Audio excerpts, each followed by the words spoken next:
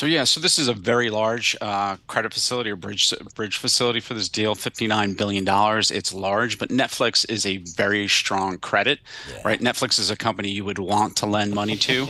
So Netflix has single A credit ratings, a very, very low leverage ratio, it's growing EBITDA, significant free cash flow. So Netflix is a very strong company, a very good borrower. So it's not surprising that banks would line up to lend them money. Steve, eventually this bridge facility is going to be termed out. They're going to come to your market. They're going to come to the corporate bond market, Steve. Talk to us about kind of your market today and deals of this size. Yeah, so we have seen some very big deals in the past, and this is a big one. But the investment grade bond market is very deep. I'm sure they may also hit the loan market too. So Yeah. there'll be different options that they'll have out there for financing this. But this is a big deal. But again, this is a very strong credit. Netflix bonds are kind of scarce. So if you think about the big communications companies, there's tons of AT&T bonds, there's tons of Comcast bonds, Right. tons of Verizon, T-Mobile.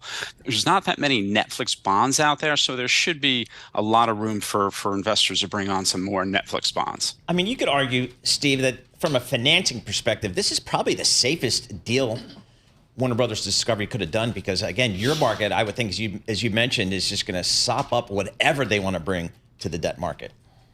Oh, yeah. So if you thought about some of the other potential buyers out there, yes, they would have had more difficult time financing that.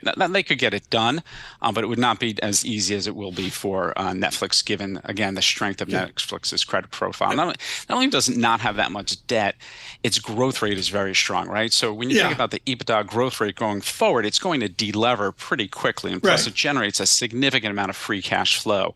I think Netflix said that they're committed on the call just before that they're committed to their investment grade ratings, and within a couple of years of closing the deal, they'll get their leverage back down to a level that is consistent with their single A ratings. We continue with Stephen Flynn here, expert on credit with Bloomberg Intelligence. Stephen, I got 8 ways to go here. I want to get you on next week when the dust settles down here a little bit. You're at Lehigh University. You're the only one who passed Modigliani and Merton. What debt level can Netflix comfortably gross out to? They don't want to go out to 40% debt on a balance sheet.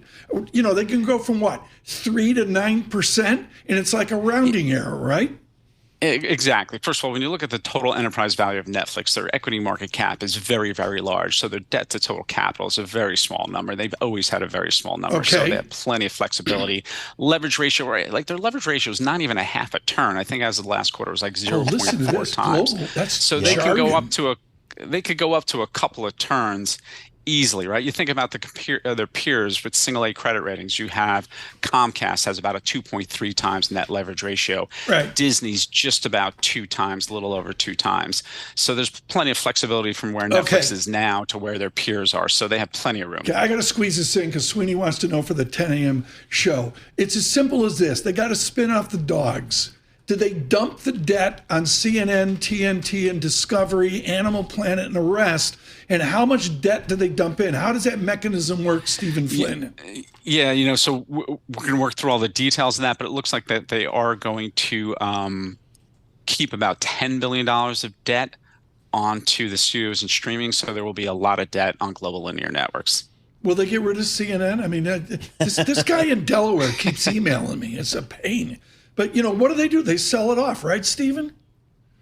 See, I'm not sure exactly what they'll do with CNN. I don't think they've commented yet. But the point is this new SpinCo coming out of Warner Brothers Discovery, that's going to carry a lot of the debt. But those things have a lot of cash flow, right? Yeah. So the leverage ratio won't be that high, and the cash flow is good. It's just a question of how long does it last, right? These are businesses that are under significant stress, that are under a lot of pressure. So the question is, how long will that cash flow last? Stephen, are you going to work next week, or is this like your last day of the year? He's a credit analyst. They always work. That's a great idea. No, unfortunately, you're coming on next week. Not that many T days left. Listen to the 6 phone calls left, and we'll get Stephen Flynn on next week. Really at the heart of the matter, which is, as Paul's led on all morning, the banking transaction. Paul, the bridge loan of a $80 billion deal is $50-some billion.